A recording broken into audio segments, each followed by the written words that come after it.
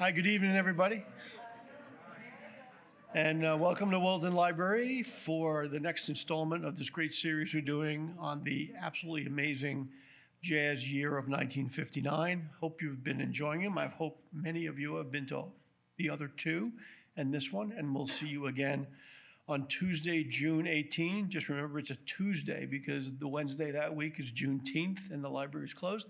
So Tuesday, June 18th is when we will bring it all together and see where everything goes after that. So I think most of you know Gil and have been to these programs before, so I'll dispense with the long introduction. And we are recording this, so please turn your phones off so we get a good recording. And when we do the Q&A, if at all possible, wait till we get a mic to you because then the recording will pick up your question better. And with that, I'm going to turn it over to my friend Gil Harel for a really great program about John Coltrane.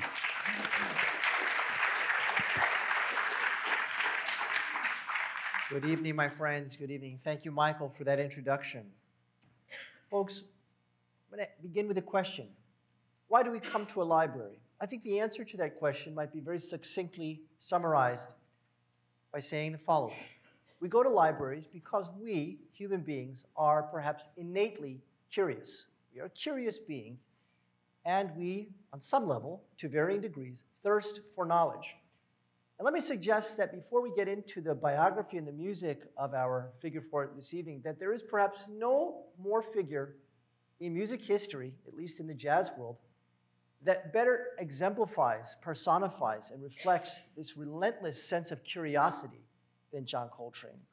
He was not only a relentlessly curious individual, he was simply relentless in all that he pursued. Let me give you some examples that bear this out. Coltrane was fascinated by his instrument, the saxophone. We're going to talk a little bit about the anatomy and a bit about the history of the saxophone this evening. But Coltrane was so passionately dedicated to unraveling all that there was to know about this instrument that he spent more time than most of us could possibly even countenance, experimenting with things like the length and thickness of the reeds he played with, the mouthpieces that he played with. In fact, there are these famous anecdotes about Coltrane having bags and bags filled with old and discarded mouthpieces and reeds because he would shave them down to varying degrees and he would experiment. Why? You might ask, what's the difference? And the answer is to coax out, to draw out, to conjure up some kind of different tone color from the instrument. He was fascinated by this, and he dedicated a tremendous amount of his industry to this. He also experimented with what in the saxophone world is known as false fingerings, different ways to play the same notes, which you might say, well, does that result in a different pitch, or is it a bent pitch, or is the pitch slightly modified? Well, oftentimes the answer is no, simply that the pitch has a different color. Now, these things are so esoteric, they're so arcane, they're so sort of inside. And yet John Coltrane dedicated himself to this. And this is just a tiny scintilla of what's lurking beneath the Coltrane iceberg.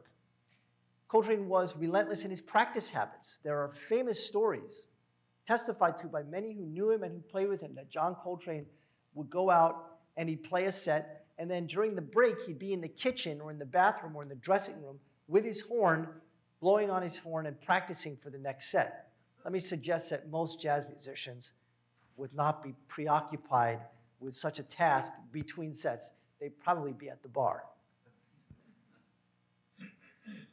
Coltrane would sometimes conclude evening gigs by going home and practicing some more.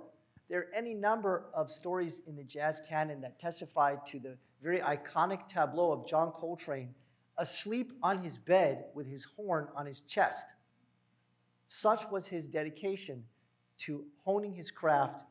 And of course, as a saxophone player, he is revered today, not only for his pioneering technique, but also for that inimitable sound. You listen to it and just think, oh, sure, that's John Coltrane. And I would suggest that you don't have to be a trained jazz musician to develop this sensitivity to Coltrane's unique voice, his unique sound as a saxophone player, as a soloist, as an improviser. These are things that we're going to wonder about this evening, and we'll certainly try to unravel them and tackle them without getting too into the weeds of the music theory. Although, a little cautionary note, we will, per necessity, have to engage with some degree of music theory this evening, I promise you won't be running from the room screaming. Maybe a couple people, no. So what is there to know about Coltrane leading up to 1959? Well, obviously the answer is a lot. He was born in the Carolinas, moved up to live with his mother in Philadelphia, and would really be rooted in Philadelphia for a very long time. He was born in 1926, so for those of you who remember from our last, not our last lecture, but our first program, which was on Miles Davis, Davis was also born in 1926, but while Miles would live until 1991, John Coltrane's life was cut tragically short in 1967.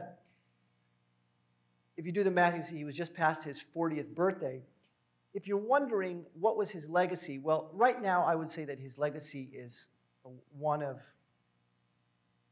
reverence. People revere the name Coltrane, and I'm going to show you some examples of that momentarily.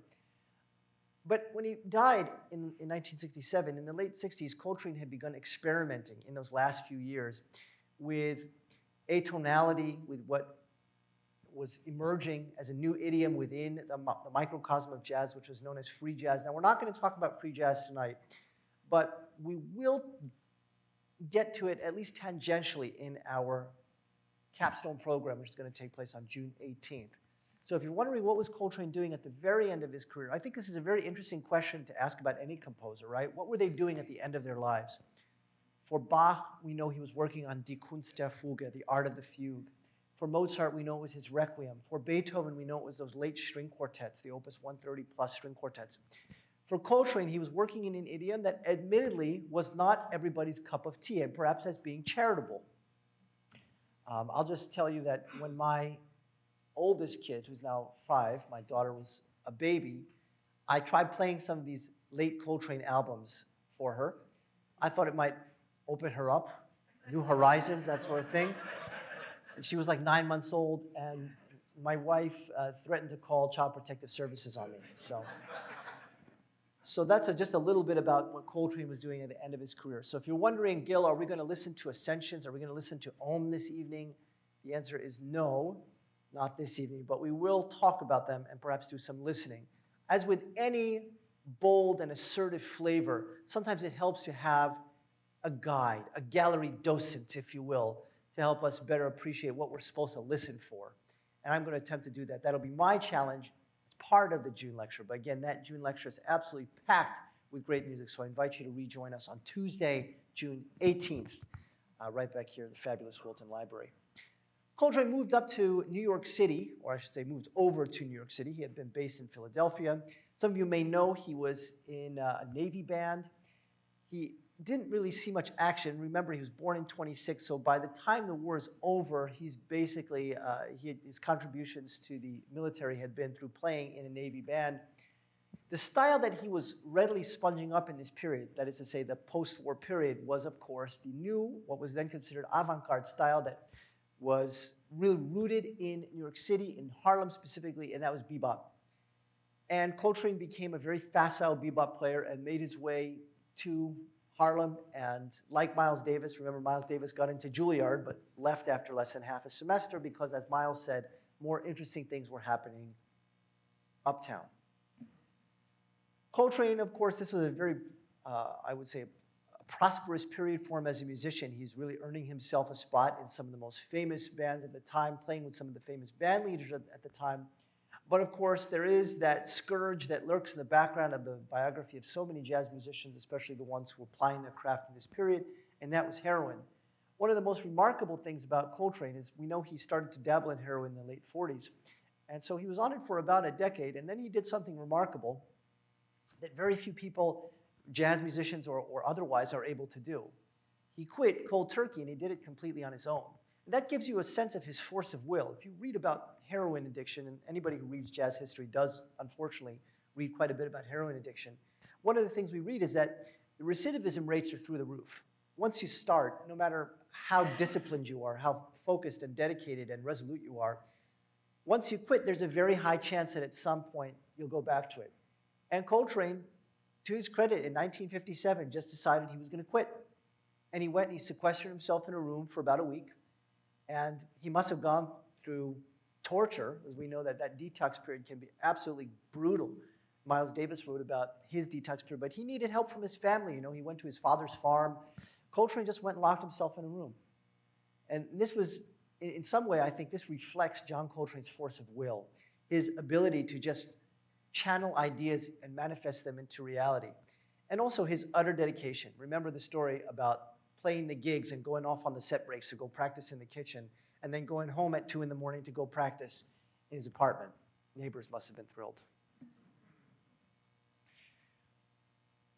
When he joins the Miles Davis group in the late 50s, this gives him a chance to play with some of the most iconic names of that period, including Miles himself, but also another fellow saxophone player, although someone who's better known for playing the alto saxophone in Cannonball Adderley. He's also on that record. Remember, for those of us who were here during the March program, remember we talked about that group that played and recorded in it was in the spring of 1959, that they recorded Kind of Blue. And so he's playing with these remarkable musicians, and there's a video capture from the studio that we will listen to in just a moment so we can get a feel for what Coltrane was doing at the beginning of the year.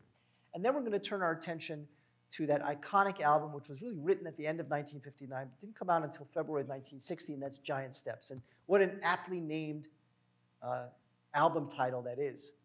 And then at the end of the program, we're going to talk a little bit about John Coltrane's fascination with spirituality and with meditation, and how that led him to create what would, for many listeners, become his most iconic signature chart, which is 1961's essentially a cover or an arrangement of My Favorite Things, the Rodgers and Hammerstein tune that Julie Andrews sang in The Sound of Music. And he turns it into something that is at the same time both utterly recognizable, but also transmutated, I guess, metamorphosed. In some way, it's been changed so radically, and yet it is so recognizable. And that in itself is a small miracle, that you can take something that is going to be recognizable on a surface level, and yet so many of its attributes have been rearranged or even warped. And it's wonderful. So that's where we'll pause our program this evening. And if you're wondering, Gil, what about Love Supreme? You got to talk about Love Supreme. We will talk about Love Supreme and the other Coltrane albums from the end of his lifespan. That will be during our June program. All right, let's get to some music. We talked during our first lecture, that lecture on Miles Davis, we talked about modal jazz. So we're going to bookend tonight's program with modal jazz. Modal jazz, remember, we said, is really based on the idea that you can have only 2 chords be the backbone of a particular jazz composition. But within those 2 chords, there's so many possibilities, because you're not just using the tones that correspond to what a soloist would ordinarily explore on those chords. So for example, in So What, remember that started here, right? And then it went up here. And it's basically 2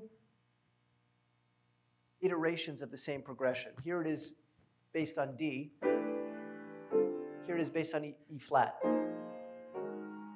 Musicians, we love to have names. I'm going to move this down just a little bit. Musicians, we love to have... Terrible idea again. Maybe they're both on. All right.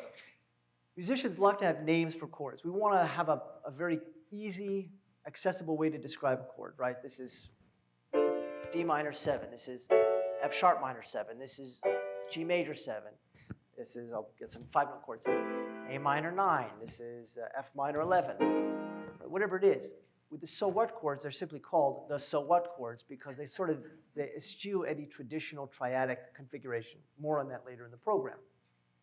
So what Coltrane's going to be doing in the clip we're about to listen to is soloing over essentially 2 chords. Now listen to how inventive he is as he's playing over this. Remember, as long as you're going back and hitting that root every once in a while, let's say every 4 bars or even every 2 bars, you can come up with any combination of tones above it, and essentially it will fit the mode. So if I'm in D minor, or D Dorian really, I can have, over the D in the bass, I can have G sus4. I can have, let's say, D sus2. I can even have an F add 4 chord, or an F sharp 11, right? And you can come up with all of these configurations And what this does is, even though you're only working with 2 chords, you actually have a tremendous amount of freedom. Does that make sense? It's very different from the idiom of bebop, where you have these very fast chord changes. But keep that in mind, because fast chord changes are going to be important, obviously, when we get to the title piece, Giant Steps. But here's Coltrane soloing on Miles Davis's So What. And again, he's really just soloing on 2 chords. But note how inventive, how imaginative, and also how dexterous and nimble he is. Coltrane had, like so many saxophone players of his era, imbibed deeply from the chalice of the person who was then the most famous saxophone player in jazz, and that was Charlie Parker. And so you're going to hear elements of Charlie Parker's influence here, but Coltrane's sound is all his own. One of the things that later saxophone players would remark upon, people who were in the Coltrane school, I'm talking about names, younger people like Wayne Shorter, for example, Pharoah Sanders, Albert Eiler. One of the things that they would say about Coltrane was that his style of playing the saxophone incorporated elements of honking sometimes, and sort of maybe assertive or even abrasive sound tone colors that have been noted for their approximation of the human voice. And so one of the things people say about Coltrane's sound, and that starts to emerge in the literature in the 1950s, is this equation with the way he's playing and the human voice itself, the plaintive nature of it. And there's something about the tenor saxophone versus, say, the alto saxophone that confers a kind of advantage, because it is a little bit earthier, a little bit more of an elemental sound than the alto saxophone, which had been Charlie Parker's primary instrument. At the end of the program, we might have time for some of Coltrane's exploration of soprano saxophone. And that's an instrument that ironically had some primacy in early jazz. There were jazz musicians like Sidney Bechet, for example, whose primary instrument was soprano saxophone. And then it fell off the map really until 1961, until Coltrane brought it back. So we're going to start with an excerpt from Coltrane in early 1959, and this is him playing on So What. And again, he's soloing here over essentially 2 chords, or 2 modal spaces, D and E flat. And within that, there's a whole lot of room for improvisation. Right, let's stay away from you. I think you don't like this one.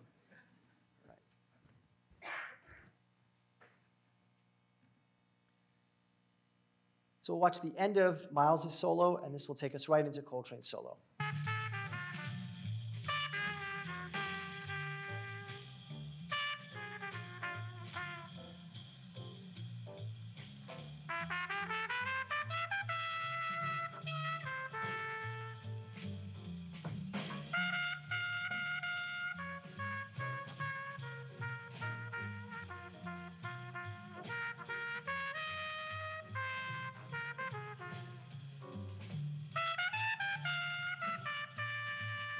There's Coltrane here, of course.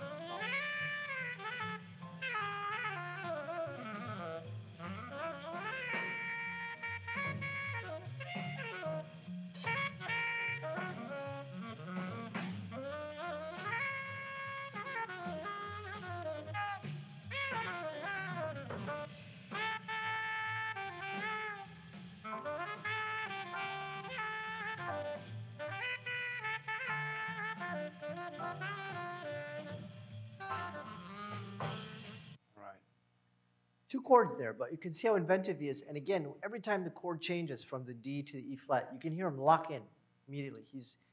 It can sound like he's sort of just wandering around in this, again, very nimble way, but you can get a sense of how deliberate his goals are when you listen to the chords change. Speaking of chords changing, let's talk about how we get to Coltrane starting his own group and creating what would become one of the seminal albums of the year, and really one of the most iconic albums, I think, in the jazz canon, and that's Giant Steps. Well, how did he strike out on his own? The way that any musician does. You decide that you don't want to be a sideman anymore, you don't want to be a featured act in somebody else's show, and you're going to start your own group. Now, there was some, let's call it, acrimony between Coltrane and Davis. Actually, Coltrane had played with Miles Davis as early as 1955, one of Davis's groups. And at the time, he was a heroin addict, so Miles had developed a kind of a scathing attitude towards Coltrane, because Coltrane would do what a lot of heroin addicts did, which is nod off on stage. And you read about this, it comes up so often about these musicians who are sort of playing, and they'd be falling asleep as they're playing. It's a weird sort of thought, but remember, from their perspective, and this is going to sound utterly bizarre to everyone in this room, but it's important to wrap your head around the jazz mentality of the time, because, again, when you explore the literature, this comes up time and time again. Some jazz musicians in the 1940s, certainly in the 1950s, who fell into the heroin habit, there are any number of reasons why they would have done it. I would suggest that two of the most salient reasons would include the following. Number one, obviously, there was some element of, call it peer pressure. You want to play with Charlie Parker? Well, Charlie Parker, is using heroin. And if you're going to join the band, well, there's an advantage to you doing heroin as well, because A, Charlie Parker is going to be more enthusiastic about having you in the group, because if he's run out of heroin, he knows that his drummer's got some, or his other bandmates got some. And there are any number of stories, as preposterous as that sounds, any number of stories about jazz musicians driving dozens or even hundreds of miles out of the way because they're stuck somewhere and they don't have heroin, and they've got to, my ex-girlfriend's brother-in-law's roommate lives in Montreal, so we got to go there. I got to get my fix right now, man. Miles tells a lot of these stories about, especially trips where inclement weather had canceled their flights or something, and so they're stuck, and they run out of heroin, and then they're driving around like maniacs looking for heroin. So that's number one, would be some kind of a peer element. But the other element, which is perhaps even more bizarre to us today, is that musicians back then felt that if they took heroin, it would allow them to operate on a different wavelength, as it were, to attain some level of enlightenment that would be otherwise impossible if they were in a lucid state. Now, to us, that sounds ridiculous and harmful and self-destructive, and of course it is. But that just wasn't the mentality back then. The awareness wasn't there. So Coltrane had played with Davis in 1955, but had been actually kicked out of the band. And so he's brought back in 1959 because Miles had heard that Coltrane had kicked his habit, and Miles, having also recovered from heroin, was very excited about this prospect. But Coltrane had decided that it was time for him to go off and start his own group. The thing is, John Coltrane was not a very assertive person in that way, and so it took him a while to get that message to Miles. And anyway, by the fall, he was with his new group, and they were working on this album, which again was recorded in 1959, but was not released until 1960, and that is Giant Steps. Now, before we get to Giant Steps itself, where we'll spend plenty of time talking about it, I just want to talk about one piece from the album, which is a far more accessible work in many ways. This is Mr. PC. PC here stands for Paul Chambers. Paul Chambers was the great bassist who had played with Miles and who later played with John Coltrane, and he's playing on this album. Here's a transcription of what Coltrane played in his improvisation. So remember, when you watch this, a bit of an ontological explanation before we watch. Ontology, of course, means origin. So what we're watching here is a transcription, which means that Coltrane played this, he improvised it, and then later on, somebody with really good ears and a lot of time on their hands went down and wrote what he played. It's not like he wrote this out and then played it. I think people who read music sometimes, it's a chicken and egg question, and if you're from the classical world, it may seem odd. But these are improvisations, so he would have played this. Now, the reason I've chosen Mr. PC is because Mr. PC is really, it's a simple tune. It's what we call a 12-bar blues, right? And the 12-bar blues here is essentially based around 3 chords, although there's a 4th chord thrown in here. So you have your 1 chord, right, to your 4 chord, And then you back to your 1 chord. And then he throws in a little bit of a 6 dominant. Right? So that's it. And if you're counting and you want to, my enemy. If you want to learn a little bit of the blues form, this would be a very, very good way to start counting the blues. So it's a 12-bar form. It should be very easy. And I'm going to challenge us all to try to wrap our ears around it. So here's the architecture. You got 4 bars in the tonic. That is essentially your home key. 4 bars there. And then you've got 2 bars in your subdominant. Okay? That's your 4 chord. So this is my 1 chord. Here's my 4 chord. And then back to the 1 chord for another 2 bars. And then the last section is going to be 1 bar of 5, and then back to the 1. So again, 4 bars in the primary tonal area, we'll call it the tonic. And then 2 bars in the subdominant, 2 more bars in the tonic, so now we're up to 8. And then 6, 5, 1. And then the 1 chord goes for the final 2 bars. You ready? All right, we're just going to watch John Coltrane's transcription. You. Stay away from me, you. Here we go.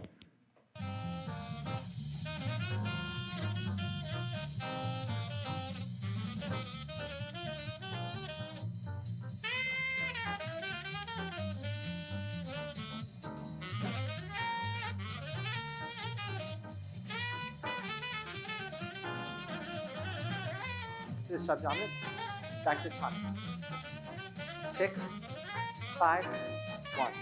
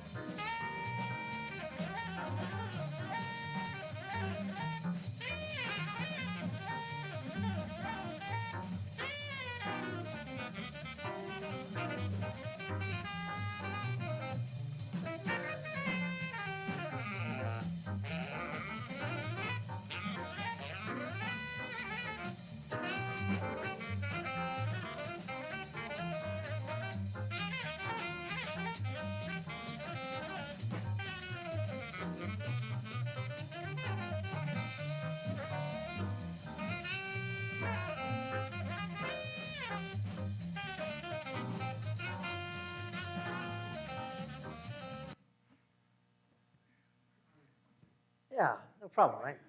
Piece of cake. Just a 12-bar blues, right? It's a 12-bar blues. When we teach music students on the college level, there are essential skills that they need to take with them wherever they go. We have this very esoteric class that's offered, usually in 4 levels, and music majors will need to take it. It's called ear training. And one of the things that students will do in an ear training class is, has anybody ever suffered through an ear training class? All right. Right, wonderful. I love teaching ear training. It's my favorite classes to teach, especially when we get to like ear training 4, then it gets really fun. One of the things we do is we have students take dictation. And when you take dictation, essentially a student is given some kind of reference pitch, and then you play something for them, and they have to figure out what you played and write it down. So you can imagine what kind of ear you need to have be able to transcribe a solo like this. And sit there and listen to it over and over again. Nowadays, it's a little bit easier because there are software applications that can slow down the tempo. But if you were doing this back in the 1960s and you wanted to learn the solo and you were trying to write it down, it would have been quite the endeavor. I should also pause here to note that for saxophone players, these Coltrane solo transcriptions are kind of a rite of passage. When you learn them, it separates the wheat from the chaff. Are you a really serious saxophone player? Okay, great. Well, if you're serious, then you should be able to play John Coltrane solos, or at least play them at something close to performance tempo. And there are any number of books that saxophone players will get where it's just transcriptions of something John Coltrane played.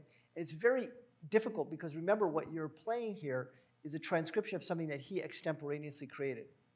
So what you often find are, not really on this page, but you can see things that you listen to and you think, well, is that really how I would transcribe that? Well, maybe that's a triplet and there's 2 eighth notes in the quarter note triplet and I'm going to nest those.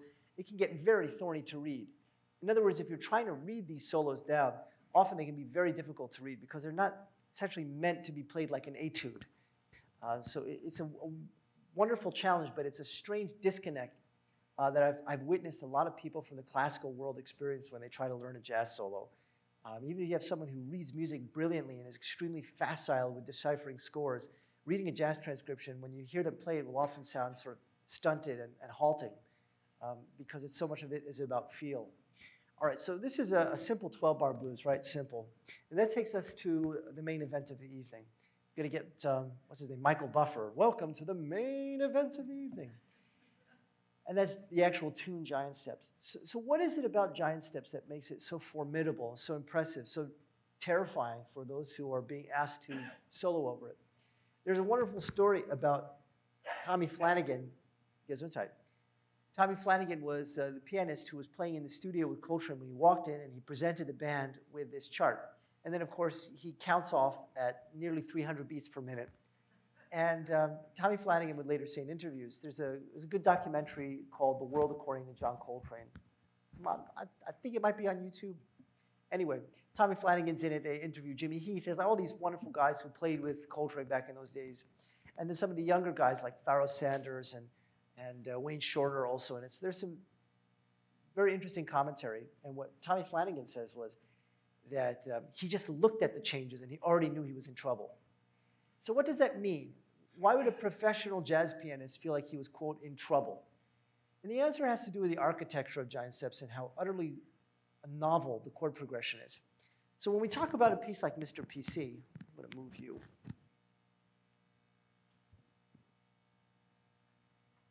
Stay.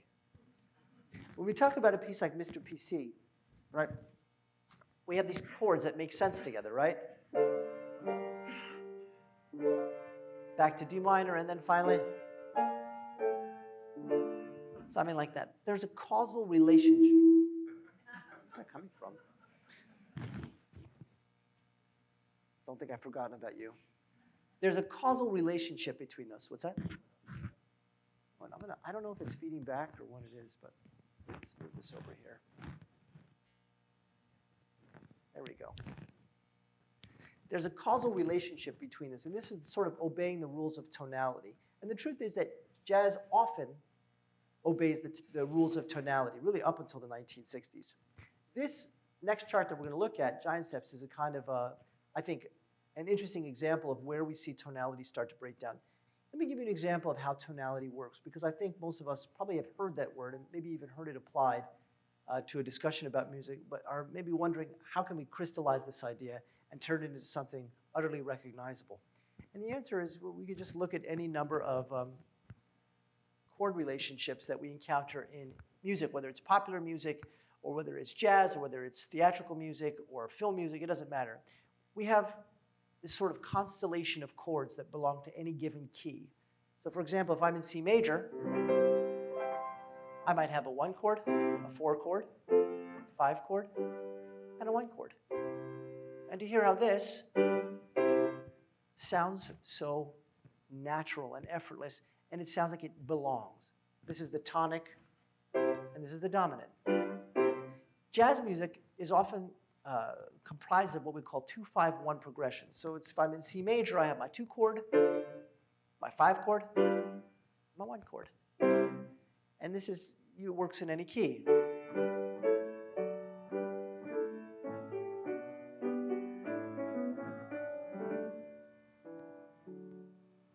Sounds very satisfying, doesn't it?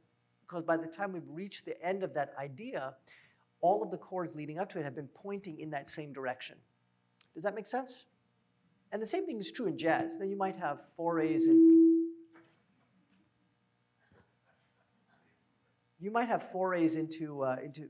sort of neighboring keys. But the truth is that most jazz sticks to one key. The primary cadential areas are going to be in one key. But that's not the case in giant steps.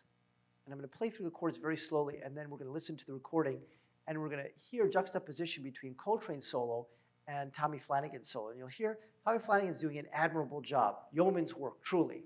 But also, it's very difficult to go beyond just playing the chords, but to actually soloing on them.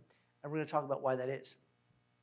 So again, most music, whether it's popular music, whether it's a Mozart sonata, whatever it is, for long stretches of time, you're going to be in a single key. And remember that in the history of jazz, going back to the limitations of the recording industry, you could only really have 3-minute songs.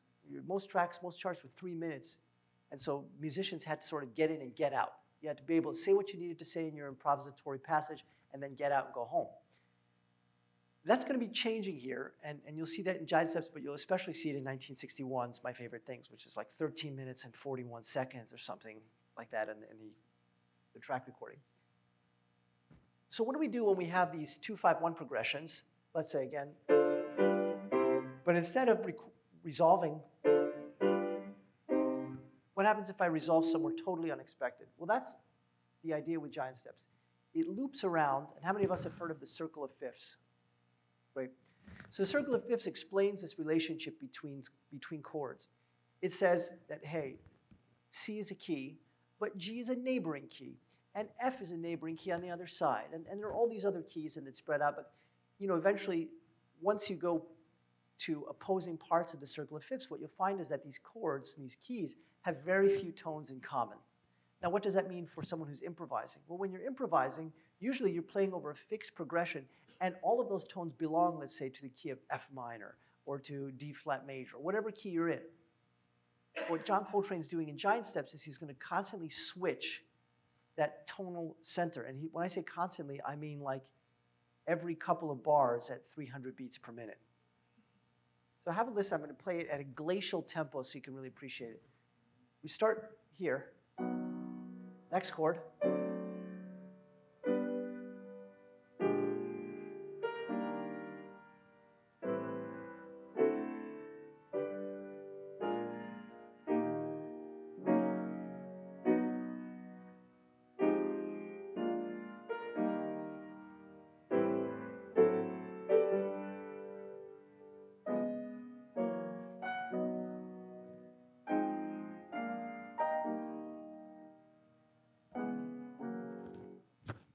That's about an eighth of the tempo that we're going to be going at. So what's going on here? Well, we hear this first chord progression, B major. Huh? Those chords are not related. Okay, this is D7, which goes to G. Smart. Then to this chord. This is what we call a B flat 13 chord. And then this chord to this chord, G back to B flat 7, E flat, F sharp 13, to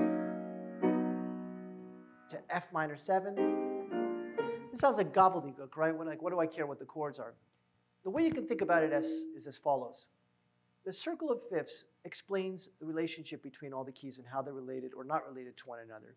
You can think of this as being analogous to languages, that if you were a jazz musician or any music music theorist or a performer, you have to know all 12 of these major and minor keys, right, or 24 major and minor keys.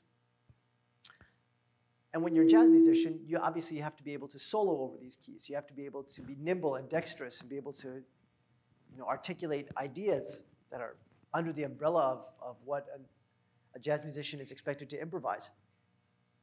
But the thing is, this would be analogous if we're looking at the circle of fifths and we consider each particular key to be analogous to a language. Well, then C major might be Spanish and G major might be Portuguese. You see, C major and G major have an awful lot in common. And if you were a Spanish speaker and having a conversation with, say, a Brazilian, maybe you'd be saying slightly different words here and there, but you'd be intelligible, right? You'd be able to follow conversation. And then you could throw in another Romance language, might be D major, and then we're starting to roam further afield. But by the time we get, let's say, 5 stops away on the circle of fifths, now we've gone from Spanish to, we're way past Portuguese, we've passed French, we've passed German even. Now maybe we're talking about Japanese. And then on the other side of the circle of fifths, maybe we're talking about something as exotic and as distant sounding as Hebrew or Arabic. And so what Coltrane's doing here in Giant Steps is he's asking the musician to have a conversation. And within any given sentence structure, you have to form an idea in one language, and then when you're at the next part of the sentence, you have to form an idea in another language. It would be like having a conversation, and every sentence you have to alternate between Spanish and Portuguese, and then, well, we got our 251 in that area, so now it's time to go to Japanese and Korean and Mandarin, and then we figured out that one. Now we're going to go to the other side, and we're going to do Turkish and Hebrew and Arabic. And every sentence has to follow that pattern. Does that make sense? So that's what's going on musically, and that's why Tommy Flanagan was so daunted when he looked at the chord changes, what I just played for you. Really what this piece does is it articulates 3 different key areas. It's like G, B, and E flat, so it outlines what we call an augmented triad. In other words, it's outlining really distant parts of the circle of fifths. G is 1 sharp, and then to B is 5 sharps, and then over to E flat is 3 flats, which is another journey of 5 stops on the circle of fifths. It's wholly unusual. It's a very difficult thing to explain to listeners, but we can better understand it through two strategies, let's say. One, the most obvious one, is just listen to it. And we'll listen to it and we'll watch a transcription. Now, this is not for the faint of heart. This transcription is going to have your head spinning even more than the Mr. PC transcription. And the other thing is, I would suggest keep thinking of that language analogy because it's a very good one. Music is often described as a kind of language, and it is. And so if you think about this as being analogous to that conversation idea that we're having a talk, but within any given sentence you have to articulate your thoughts in 3 very disparate languages and then keep going. And by the way, when I say within the sentence, I mean like every couple of bars at 300 beats per minute. So imagine what that would be like for a jazz musician who's trying to improvise over this chord progression. I was talking to my friend Dave, who's a great tenor sax player, and I said, have you ever played Giant Steps? And he said, yeah. And I said, well, how would that go? He said, you got to really spend time with those changes. You got to really immerse yourself in it because it doesn't matter what your instrument is. Your fingers are not necessarily going to be programmed to move in those directions. Your brain's not going to be programmed to move like that. So you have to untrain certain ingrained habits and then retrain new ones. So it's a really, it's hard to overstate just how novel this is. Let's get to it.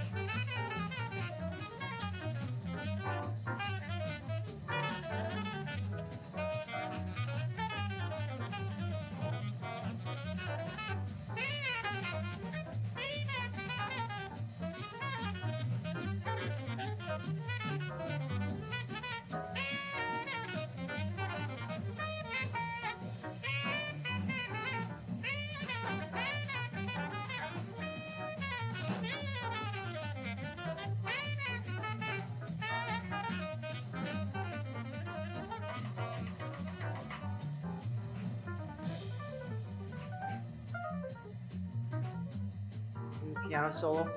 He's trying.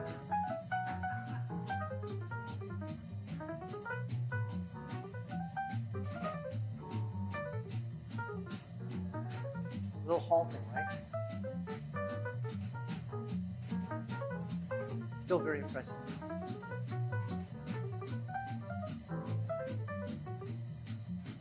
See, his left hand's not even trying to hit every chord. He's letting the bass do the work. Now listen to how Coltrane answers coming out of the piano solo. Listen to note the difference.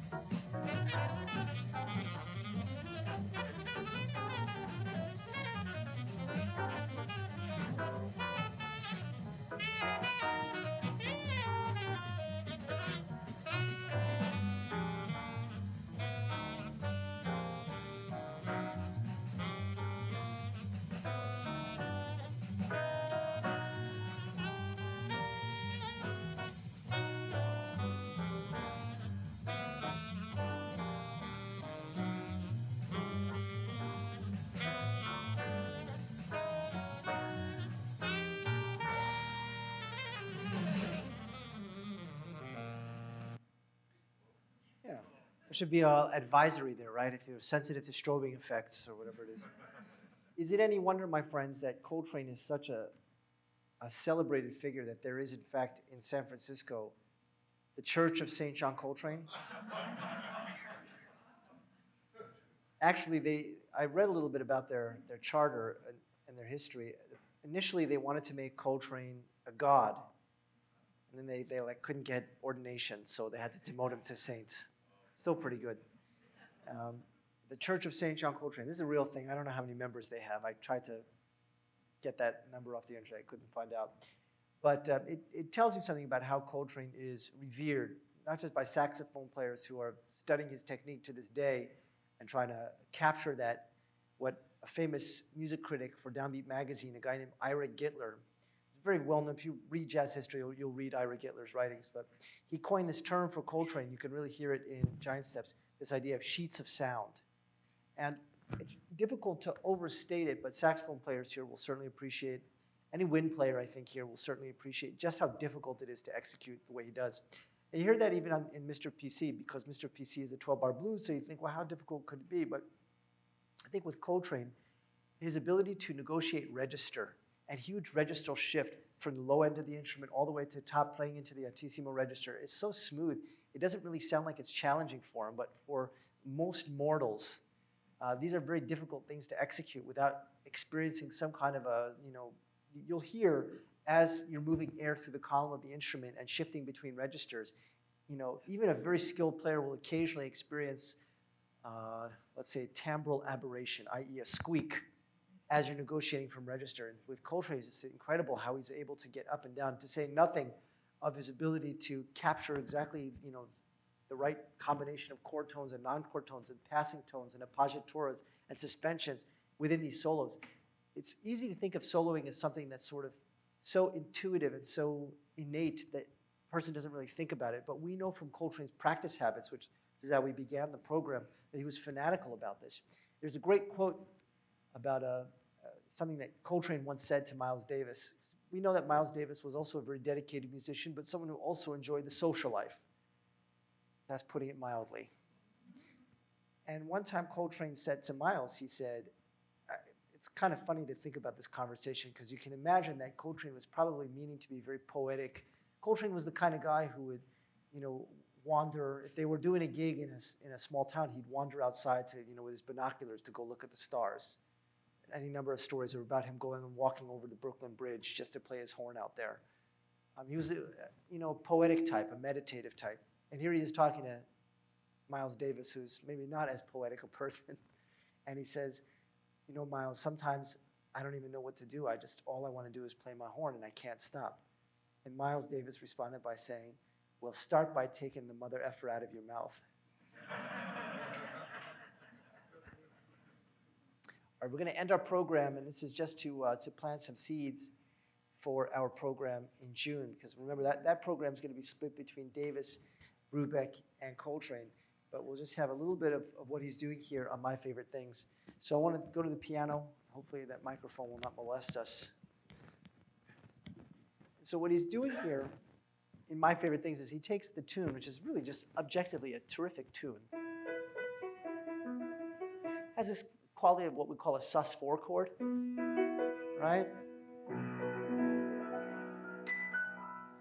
So this tune, and Coltrane, he plays around with the tune a little bit. He doesn't play, sometimes he does neighbor tones and whatnot. And against that, he has what we call an ostinato pattern. Ostinato sounds like the English word obstinate, so you can think of it as something which is musically a gesture which is perhaps could be described as stubborn. He doesn't want to move. So you're going to hear the pianist here, McCoy Tyner, is just playing a rolling figuration that sounds a bit like this.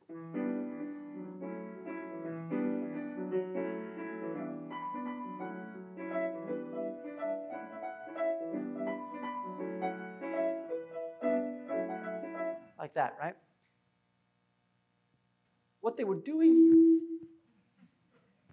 what they're doing here on this album is, or on this track, it's 1961, so this is in the immediate aftermath of Giant Steps. Coltrane had become very fascinated with Indian Carnatic music, in particular raga, the idea of long-form exploration of tonal, even post-tonal areas. So as I mentioned earlier, this track on the original recording from 1961 is over 13, it's closer to 14 minutes long. Now, this idea of playing a long-form solo, or to use the parlance from the jazz world, of stretching out, I will say this. There's plenty of musicians I've heard them live, I've heard recordings, where if you try to play a solo over 5 or 6 minutes, well, sometimes it's hard to say something that's fresh after your first minute or so. Jazz solos, generally speaking, are probably right around that minute range, or perhaps even shorter for much of jazz history. So what happens when you have a much longer period to solo? Well, you have to have something to say, otherwise it's going to sound awfully repetitious, isn't it? And so what you'll see here is that Coltrane, he's going to play the tune, and once he plays the tune a few times, he'll start to solo. And now this recording was done during a European tour in 1965, so I'm done with you. So Coltrane had moved away from some of his earlier, let's say, the tethering to tonality. Some of what you're going to hear on this recording, because again, this is from a tour in Europe in 1965, is Coltrane playing outside the changes. But the idea here is you've got this waltz-like Eastern dervish arrangement of a very famous tune from a very famous movie. A famous tune because it was sung by Julie Andrews of all people, so it was a tune that I would imagine most people had in their ears. And that had been only a couple of years before the album came out, so I think it's 59 and then 61. And so Coltrane here is going to play long form on this. And you'll notice here he's playing a little bit outside the changes. You'll also notice he's playing on an unusual instrument, one that you probably haven't seen an awful lot of, because this particular instrument is not one that's given, at least not that I've seen, to, for example, high school students or students when they're in those formative years when they're thinking about pursuing an instrument, really sort of nailing down what instrument they want to focus on. And that instrument is the soprano saxophone, which, as I mentioned earlier, is an instrument that had some degree of primacy in early jazz, and there were any number of early jazz musicians, Sidney Bechet comes to mind, who really were thought of primarily as soprano saxophone players. But the story here with John Coltrane exploring the soprano sax is that it was a gift to him from Miles. Miles had gone over to Paris and brought one back for Coltrane.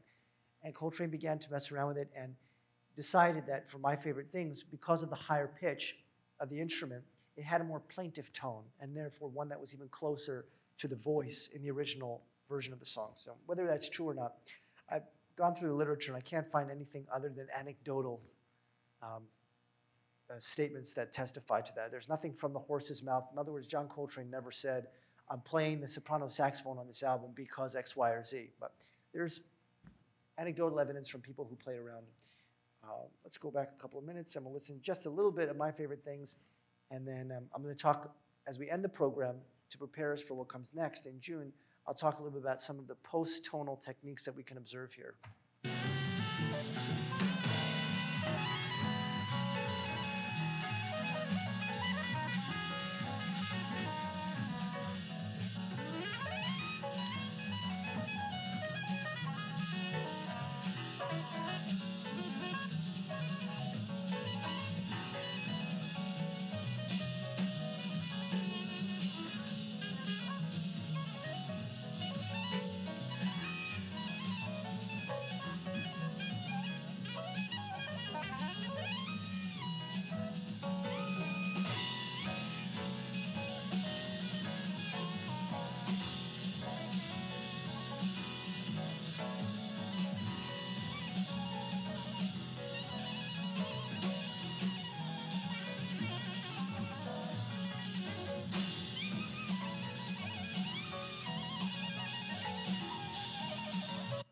doing there, he's not really focusing so much on individual pitches so much as gestures and tone color. This is sort of the hallmark of late Coltrane. And this is something he would explore in those last couple of albums. You could hear it even here on this, I could have played the 61 recording for you, but I wanted to dip our toes in the water of what to expect in the next program. Let's listen to a little bit more of that. Listen to how different he sounds than when he's playing on Giant Steps, which had just been a couple of, less than a couple of years prior to when this album was recorded, but, about 6 years prior to when this recording was done in '65. Listen to how different this is. Remember, we talked about sheets of sound, the idea of implying chordal harmony on a melodic instrument that doesn't play chords. Look what he's doing here, how different it is.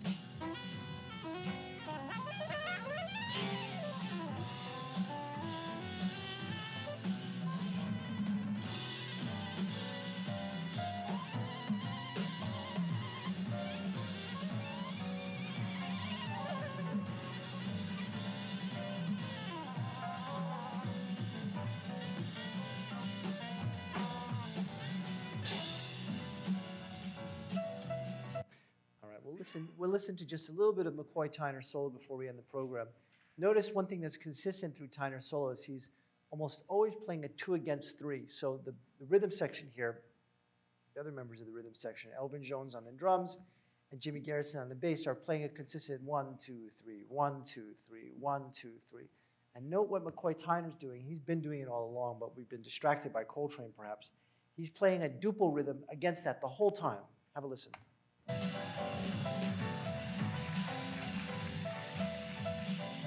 Look at his left hand.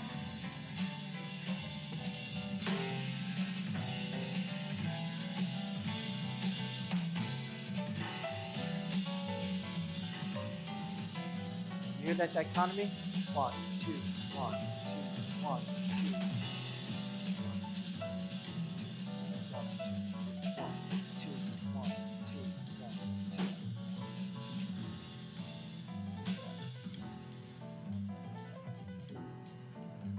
We could talk at length about this, so we're not going to. We're going to save that for our next program, but I'll just introduce 2 ideas here. One is that what McCoy Tyner is doing here is he's introducing, it wasn't a totally novel idea. It had been explored even in classical repertoire. For example, Alexander Scriabin had been experimenting with what we're hearing here, which is the idea of chordal harmony, moving beyond triadic structures. Let me explain what that means. I'm going to turn this off right now. Stage voice. So usually when we talk about chords, we're talking about, let's say, a note, take a note, skip a note. I'm teaching my 5-year-old piano now. So take a note, skip a note, right? Here's C major. If I add a 7th to that, well, I can have C dominant 7 or C major 7. I can have C minor 7. I can have C minor major 7. So there's any number of combinations here. But what happens if I decide to build my chords without using the traditional triadic architecture? What you get are chordal harmonies that sound like this. Hear that?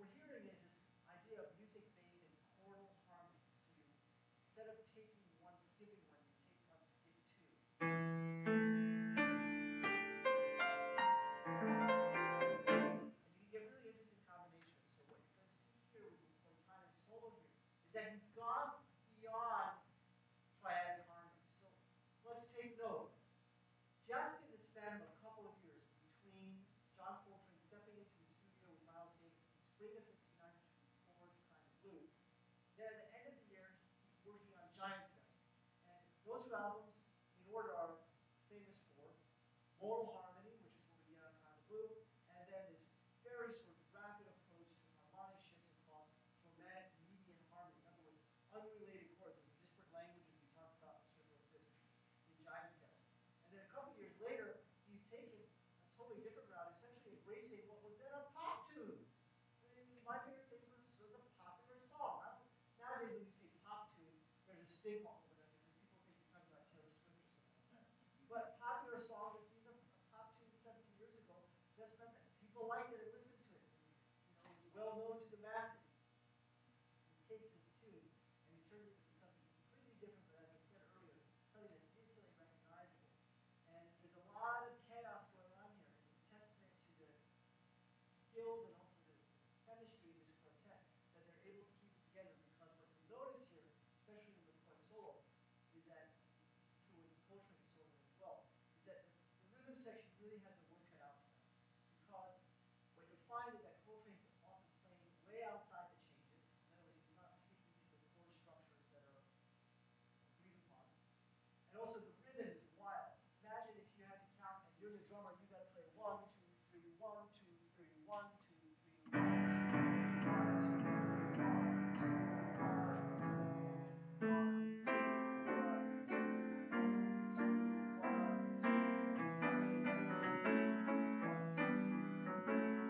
It's a lot of chaos going on in a very, very small area, very intimate space between these four musicians. Again, that famous Coltrane quartet, John Coltrane on tenor and soprano sax, McCoy Tyner on piano, Elvin Jones on drums, and Chief Garrison on bass.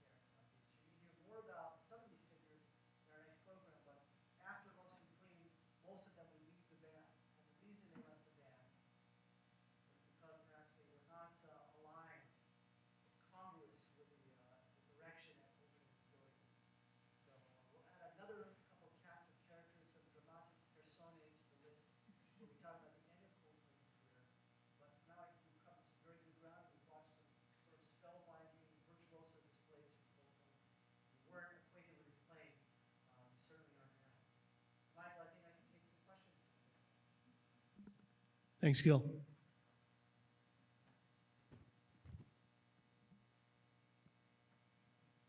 I think you spellbound them. Yeah, awesome. As a question. I have a question about silence and Coltrane's use of silence, which we haven't talked about and which I don't understand, but I hear it. It makes it sound like speech, but there's more going on there, and I'm sure you've thought about this. Silence, right? That was the question? Yeah, Coltrane's approach to silence.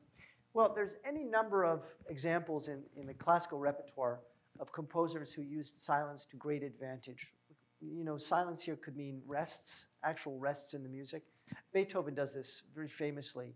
Any number of great piano sonatas that have you as a listener on the edge of your seat wondering what comes next. Long fermatas that are held, especially in slow movements where you're wondering, is that the end? Was it the end of an idea? Is it the end of the phrase?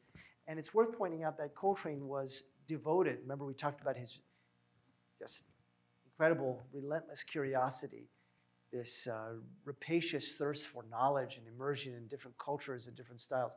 And Coltrane was really fascinated by Western classical music. In fact, we think he probably knew Stravinsky's music quite well. So did Charlie Parker, for that matter.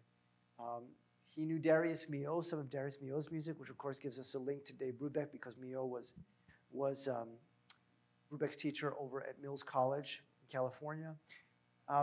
But as far as his strategic use of rests, it is a well-documented thing in the Coltrane canon that when he's playing these solos, yes, there are incredible stretches where he's playing a nonstop and extremely coherent strain of eighth notes or 16th notes or whatever they are.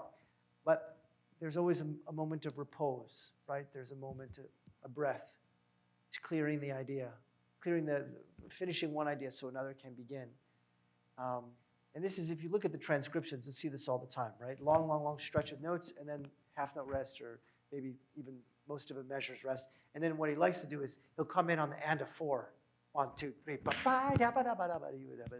usually in the very high register, and sometimes often on dissonant tones against the chord. So if the chord's on a D minor, he'll come in on a C sharp or something like that.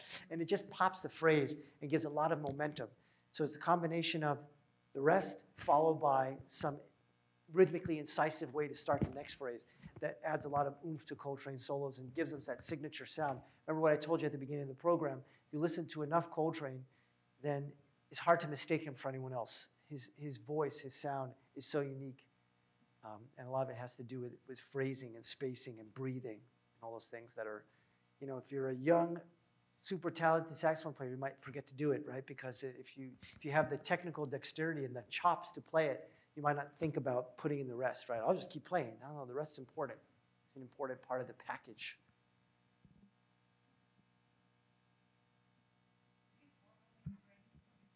He had some lessons.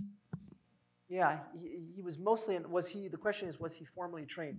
He never went to a conservatory or, you know, any fancy music school. He was, before he joined the Navy band, he did study privately with someone, and he did win scholarships for not only performance, but also composition in the early 40s. He would have been a young teenager at the time. But he never had sort of immersion the way that music majors have today, where we make him sit through at least 4 semesters of music theory and ear training, and you have to learn okay, this is your secondary dominance, and here are your augmented 6 chords, and here's your French augmented 6 chord, and that's your Neapolitan. He never learned it that way, but he learned through playing, and he had the best education possible, right? Because when he was 22, he was already playing in Harlem with the best musicians who were alive. So, yeah, he definitely read music. Most jazz musicians, at the risk of overgeneralizing, can jazz musicians read music? Jazz musicians are exceptionally facile with a particular element of reading music, which is reading chord symbols and understanding what notes belong under the umbrella of a given chord symbol. Something that, for example, a professional orchestral musician could not do. If you went up to a professional violinist, the first violinist of the BSO, and said, what are the notes in a G-sharp 13 chord, they probably would have to really think about it, or they wouldn't be able to tell you at all, or they just get it wrong. A jazz musician might not be able to read, a string of 16th notes, let's say like what the violinists have to read in the 4th movement of Beethoven's Ninth Symphony after the chorus cadences in the first section. A jazz musician might not be able to do that, but they'd have their own kind of ability to read music, which is related but different. I would say it's more harmonic than it is bound up with being able to, fluently read long patterns of fast notes. There are jazz musicians who can do that, of course, but I would say it's the exception rather than the rule. Although nowadays, I should point out as a footnote to this conversation that jazz musicians nowadays, unlike back in Coltrane's day, or even the generations after Coltrane, say Wayne Shorter's generation, there's more education, more sort of formal didactic inculcation in etudes and scale patterns and things like this. If you go to college and you play music seriously, you take lessons, you have to learn that stuff. And so Coltrane also learned it, but he just didn't have a teacher. He would have taught himself. An autodidact. Can you speak a little bit, and what do we know about his listening to the music of India? I mean, do we know what he listened to, when it started? It's always fascinated me. You can hear it, Yeah. but I always think, well, who is he listening to? I have some ideas, but I'm curious to hear. Yeah, I'll give you what you say. one name that's a very significant name in the canon of Indian Carnatic music is Ravi Shankar. And Ravi Shankar, of course, had influenced other musicians in the Western world, including the Beatles and the Doors. But it's Indian sitar music. And what's interesting about Indian Carnatic music is that it often involves drone tones. So fundamental pitches that sort of sit underneath the whole piece. And you can change, I remember when I was a graduate student at Brandeis, we had some kind of a seminar or colloquium, and they brought in ethnomusicologists to talk about Indian Carnatic music. And they played something for us. They said, can anybody tell us what mode that was in? And I was really confused because what my ear was perceiving was, yes, I heard, it sounded like the Dorian mode. It sounded like a natural minor, but with a raised 6. But the third kept changing. Sometimes it was a minor third, sometimes it was a major third. So I didn't know what to call it, so I just described it as best as I could. I said, well, it sounds like natural minor with a raised 6 and a variable split third. And I said, yes, that's exactly right. Cool. Great.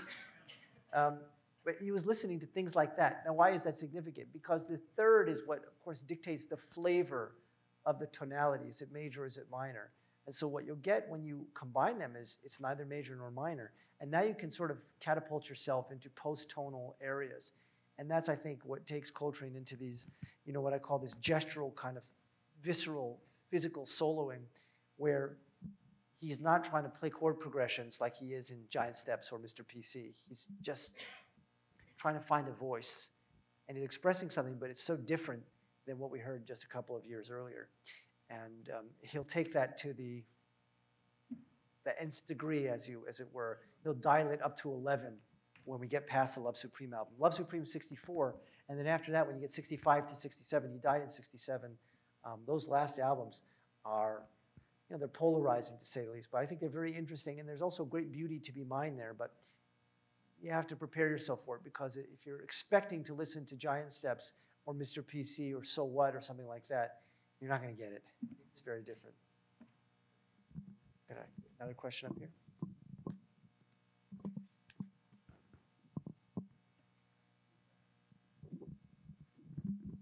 Hey, yeah, just to kind of tie all of those questions together, I think talking about space in his music, talking about, these Indian chord structures, that is it a major third, is it a minor third? Yeah. The most important person in the band to make all of that happen is McCoy. Yeah. You talked about how McCoy would play these open chords, right? And he wouldn't play the minor or the major, he would play the fourth. Yeah. And McCoy really was the one who was instrumental in giving the Coltrane Quartet the sound that it had, right? And allowing him to do all of the increasingly free things that he did with it, playing as atonal as he wanted to, because there wasn't that rigid harmonic structure in the left hand, right? So absolutely correct. Yeah, McCoy Tyner is, with a quartet, obviously you take one person out of the puzzle, then the whole thing collapses.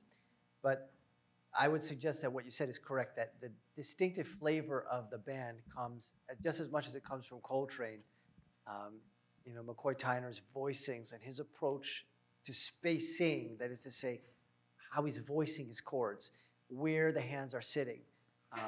McCoy has this amazing left hand where he just leaps down, pops down, grabs the bass note with razor accuracy, and then he pops back up into a middle register, and then he'll usually start playing some polyrhythmic thing with his left hand while the right hand's going. And since I've got a freeze frame on him here, let's just listen to a little bit so we can appreciate a little bit of his polymetric playing, how his left hand is in 2, his right hand is in 3, the band's in 3, but he's playing all these interesting modal figurations, which again eschew the traditional major minor.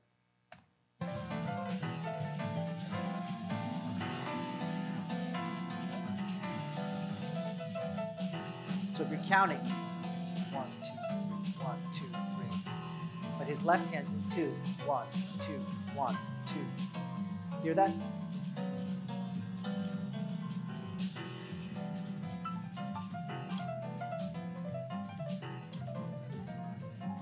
Hear him grab those left hand chords, bass note rather.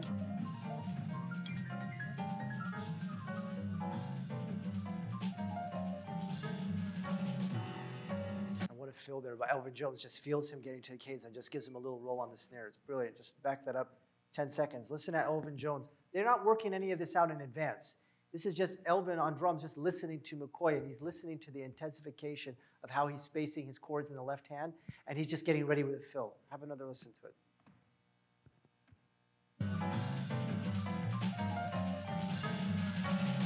Hear that? Intuitive. Very hard to describe like how a musician knows to do that. Here he's just playing duple 2, 1, 2, 1, 2, 1, 2, 1, 2, 1, 2, 3.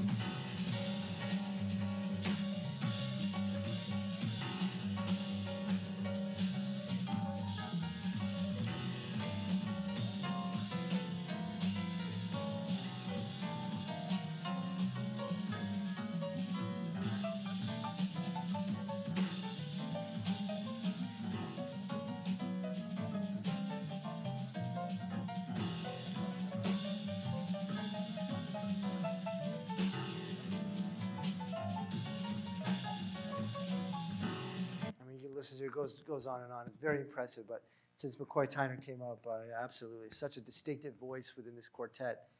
And he would leave the band, you know, and it's interesting to consider why. Not hard to puzzle it out, but you'd have to listen to Coltrane's last albums to fully appreciate that. So on that note, I think we planted some seeds, Michael, for our June program. Come back, we're going to be talking about some of the great works that we can sort of trace dotted lines past 1959. Talked about it a little bit tonight with Coltrane. We'll also see what Dave Brubeck was up to, and we'll see what Miles Davis was up to in the 60s and beyond. I'll see everybody on June 18th, I hope. Thanks, Gil. See everybody next week.